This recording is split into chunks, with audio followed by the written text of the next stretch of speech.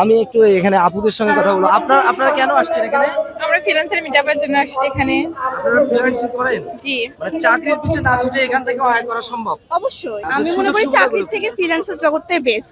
বাংলাদেশের যে যুবকরা চাকরির পিছে না ছুটে ফ্রিল্যান্সিং করে যে আইটি করা যায় তার একটি উত্তম উদাহরণ আমি বলবো। আমার পিছনে দেখতে পাচ্ছেন শত শত যুবক ছেলে মেয়ে এখানে রয়েছে যারা ফ্রিল্যান্সিং করে আয় করছে এবং সেই ফ্রিল্যান্সিং এর মিট আপ উপলক্ষে আজকে গাইবান্ধায় পৌর পার্কে এই মিলাদ আয়তন আয়োজন করেছে। এখানে রয়েছে জেলা প্রশাসক মহোদয় এবং পুলিশ সুপার সকলেই অংশগ্রহণ করেছে এবং এখানে সকলেই সুপরামর্শ দেবেন যাতে করে সুন্দরভাবে এখানে আমি যদি একটু দেখাই যে এই ফ্রিল্যান্সিং করে আয় করা যায় সেই বিষয়ে সকলেই সুন্দরভাবে তাদের মতামতগুলো উপস্থাপন করবে এবং এই আয়োজনটি আসলে আমি তাদেরকে সাধুবাদ জানাই। কারণটা হচ্ছে এরকম আয়োজন সাধারণত হয়ে থাকে না। আজকে ফ্রিল্যান্সিং যারা করে এবং যুবতী অনেকে আমার পিছনে সৈকত